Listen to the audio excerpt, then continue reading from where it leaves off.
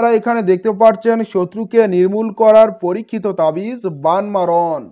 আপনার শত্রু কি বারবার আপনার ক্ষতি করছে, বিভিন্নভাবে আপনাকে অত্যাচারিত, নির্যাতিত এবং আপনাকে বিপদের দিকে ফেলে দিচ্ছে, কোনোভাবেই সেই শত্রুকে দমিয়ে রাখতে পারছেন না, তাহলে আজকের এই ভিডিওটি আপনার জন্য। কারণ আজ আমি আপনাদেরকে শেখাবো এমন এক শক্তিশালী বান মারার কুফরি তাবিজ, যা প্রয়োগ করে আপনি আপনার শত্রুকে চিরতরে নির্মূল করতে পারবেন ইনশাআল্লাহ। প্রথমেই বলে রাখি, এই ভিডিওটি শুধু তাদের জন্য যারা অন্যায়ভাবে শত্রুর দ্বারা নির্যাতিত এবং অত্যাচারিত হয়েছেন, শত্রুর দ্বারা ক্ষতিগ্রস্ত হয়েছেন, শত্রুর কোনোভাবেই কোনো ক্ষতি করতে পারছেন না বা তাকে দমিয়ে রাখতে পারছেন না, এবং আপনি সেই শত্রুকে বান মেরে চিরতরে নির্মূল করতে চাচ্ছেন, তাহলে আজকের এই প্রক্রিয়াটি আপনার জন্য। কিভাবে আপনি আজকের এই কাজটি করবেন, আপনার করণীয় কি, বিস্তারিত নিয়ম পদ্ধতি আজকের এই ভিডিওতে জানিয়ে দিচ্ছি। সেজন্য ভিডিওতে লাইক দিয়ে সম্পূর্ণ ভিডিওটি মনোযোগ সহকারে দেখতে থাকুন এবং চ্যানেলে নতুন হলে সাবস্ক্রাইব করে পাশেই থাকুন। প্রিয় দর্শক, আজকের এই তাবিজ ব্যবহার করার আগে অবশ্যই আপনাকে কিছু শর্ত মানতে হবে, তা না হলে আপনি ক্ষতিগ্রস্ত হতে পারেন। আপনাকে যে শর্তগুলি মানতে হবে, যেমন তাবিজ বানানোর সময় সম্পূর্ণ আপনাকে একা থাকতে হবে, রোজ বৃহস্পতিবার বা শনিবার দিন এই তাবিজ তৈরি করতে হবে, চাঁদের অমাবস্যা বা পূর্ণিমার রাতে তৈরি করলে ফলাফল দ্রুত পাওয়া যায়, এই বিষয়টি আপনারা মাথায় রাখবেন। চেষ্টা করবেন অমাবস্যা, পূর্ণিমা, চন্দ্রগ্রহণ, সূর্যগ্রহণ অথবা শনিবার এবং মঙ্গলবার এই দিনে আপনারা এই কাজটি করবেন। বিশেষ দিন হচ্ছে বৃহস্পতিবার। এবং যে শত্রুকে আপনি বান মারতে চাচ্ছেন সেই শত্রুর সম্পূর্ণ নাম এবং শত্রুর মায়ের নাম আপনার জানা থাকতে হবে। তাবিজটি কোনো পবিত্র জায়গায় তৈরি করবেন না, কারণ এটি কুফরি তাবিজ। সেটা বিবেচনা করে অপবিত্র জায়গায় আপনি এই তাবিজটি লিখবেন বা এই তাবিজের প্রয়োগ করবেন। আজকের এই কুফরি তাবিজটি প্রস্তুত করার জন্য আপনাকে আগে থেকে কিছু জিনিসপত্র সংগ্রহ করে রাখতে হবে, যেমন কালো কাগজ। এই কালো কাগজ আপনারা লাইব্রেরি থেকে সংগ্রহ করে নেবেন এবং সেই কালো কাগজের উপর লেখার জন্য কালো কালির কলম সংগ্রহ করে নেবেন। তারপর কাপড়ের দোকান থেকে মার্টিন কাপড়, যাকে আমরা কাফনের কাপড় বলে থাকি, আপনার প্রয়োজন অনুযায়ী আপনারা মার্টিন কাপড় সংগ্রহ করে নেবেন। তারপর লাল সুতো আপনারা সংগ্রহ করবেন। তারপর লোবান, ধূপ অথবা আগরবাতি যে কোনো একটি সংগ্রহ করে নেবেন।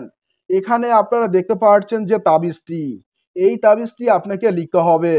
এখানে আমি যেভাবে লিখেছি ঠিক সেভাবেই কিন্তু আপনাকে লিখতে হবে, কোনো ভুল ত্রুটি করা যাবে না।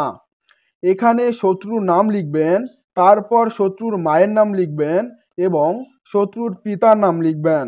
তারপর এখানে যে লেখাগুলি আছে ঠিক সে লেখাগুলি আপনাকে কিন্তু লিখতে হবে। এখানে যেহেতু ইংরেজিতে লেখা রয়েছে, আপনি চাইলে আরবিতেও লিখতে পারবেন। যদি আরবিতে লেখেন সেক্ষেত্রে আমি আপনাদেরকে বুঝিয়ে দিচ্ছি যে দেখুন, এখানে হচ্ছে 2, আপনি কিন্তু 2 লিখতে পারেন। এই যে আমি 2 লিখলাম, ঠিক আছে। এখানে কিন্তু 9, এই যে আমরা 9 লিখলাম। এখানে কিন্তু 7, এই যে আমরা 7 লিখলাম, ঠিক আছে। তারপর এখানে হচ্ছে 6, এই যে আমরা 6 লিখলাম। তারপর এই যে 5, আমরা এখানে 5 লিখলাম। তারপর এখানে 4, আমরা এখানে 4 লিখলাম, এই যে 4, ঠিক আছে। তারপর এখানে হচ্ছে 8, হ্যাঁ, এই যে আমরা 8 লিখলাম, ঠিক আছে।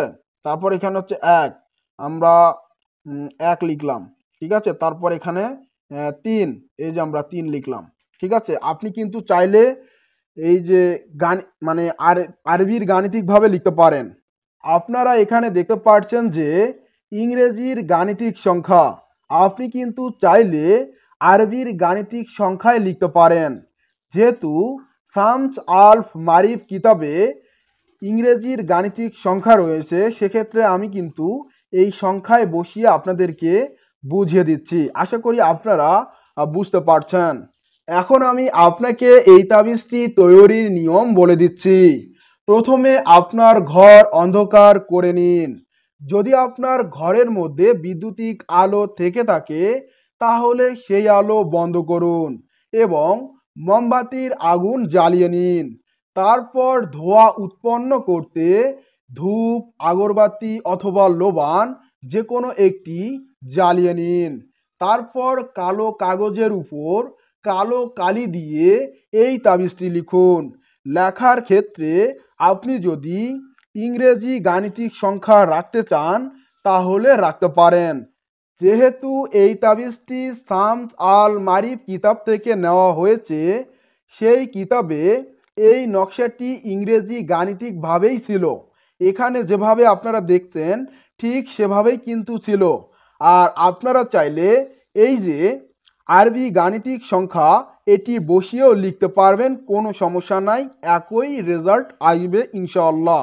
আর লেখার সময় অবশ্যই এখানে শত্রুর নাম লিখবেন, তারপর শত্রুর মায়ের নাম লিখবেন, তারপর শত্রুর পিতার নাম লিখবেন, তারপর এই আরবি হরফগুলি এবং এই আরবি লেখাগুলি আপনারা সঠিকভাবে লিখবেন, কোনো ভুল ত্রুটি করবেন না, এই বিষয়টি মাথায় রাখবেন। এখানে আমি যে শব্দগুলি লিখেছি সেই শব্দগুলি কিন্তু আপনাকে লিখতে হবে। আর এই বিষয়টি মাথায় রাখবেন, শত্রুর নাম ও তার মায়ের নাম ভুল না করে আপনাকে কিন্তু লিখতে হবে। এরপর আল্লাহর ৩টি নাম ২১ বার আপনাকে পড়তে হবে। এই ৩টি নামের মধ্যে ইয়া কাহার, ইয়া কাহার এই নামটি আপনাকে ২১ বার পাঠ করতে হবে।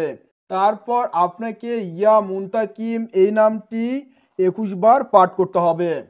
তারপর আপনাকে ইয়া জাব্বার এই নামটি ২১ বার পাঠ করতে হবে।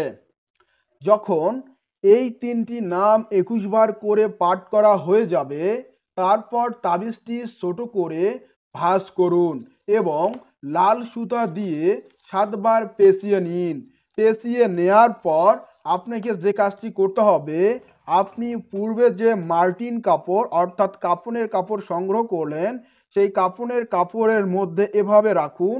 রাখার পর আপনি এইভাবে মুড়িয়ে নিন। মুড়িয়ে নেয়ার পর আপনারা এইভাবে একটা শক্ত করে গিরো দিয়ে পুটুলি তৈরি করে নেবেন। ঠিক আছে?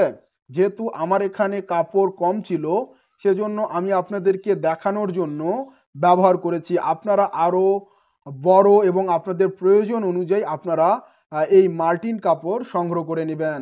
তারপর এই তাবিজটি এমন স্থানে পুঁতে দিন যেখানে কেউ গিয়ে এই তাবিজটি খুলে দিবে না, যেমন কবরস্থান, শ্মশান ঘাট, গাছের গোড়া বা নির্জন কোনো স্থানে অতি গোপনে আপনাকে এই তাবিজটি পুঁতে দিতে হবে। আর এই তাবিজ প্রয়োগ করার পর শত্রুর প্রতি আপনার মনোভাব বদলে গেলে বা আপনার শত্রু যদি অনুতপ্ত হয় তাহলে তাবিজটি সেখান থেকে উঠিয়ে ফেলে দিন। অকারণে বা দুশ্চিন্তায় এই তাবিজ ব্যবহার করবেন না। সৎ উদ্দেশ্য ছাড়া এটি ব্যবহার করলে তাবিজ আপনার উপরেই প্রতিক্রিয়া করতে পারে। যারা মন থেকে ভয় পান বা দ্বিধায় থাকেন তারা এটি করবেন না। তাবিজের প্রভাব সাধারণত ৭ থেকে ২১ দিনের মধ্যে দেখা যায়। আশা করি আজকের এই ভিডিওটি আপনার উপকারে আসবে। তবে মনে রাখবেন এটি একটি আধ্যাত্মিক প্রতিরক্ষার ব্যবস্থা। যে কোনো কিছু করার আগে নিজের বিবেককে জিজ্ঞেস করুন আপনি ঠিক করছেন কিনা। প্রিয় দর্শক, আজকের এই ভিডিওটি যদি আপনার কাছে ভালো লেগে থাকে তাহলে ভিডিওতে লাইক দিন এবং সোহানুর রহমান সাগর চ্যানেলে নতুন হলে সাবস্ক্রাইব করে পাশেই থাকুন। আর সম্পূর্ণ এজাজত পেতে কমেন্ট বক্সে লা ইলাহা ইল্লাল্লাহু মুহাম্মাদুর রাসূলুল্লাহ কমেন্ট করে জানিয়ে দিন এবং শেয়ার করে বন্ধু বান্ধবদের মাঝে ছড়িয়ে দিন। তাহলে আপনি আমার খাস এজাজত পেয়ে যাবেন, কাজ করে আশা অনুরূপ ফলাফল লাভ করবেন। প্রিয় দর্শক বন্ধুরা, আপনারা সকলেই ভালো থাকুন, সুস্থ থাকুন। এখানেই বিদায় নিচ্ছি। খোদা হাফেজ। আসসালামু আলাইকুম ওয়া রাহমাতুল্লাহি ওয়া বারাকাতুহু। হিন্দু বন্ধুদেরকে জানাই আদাব।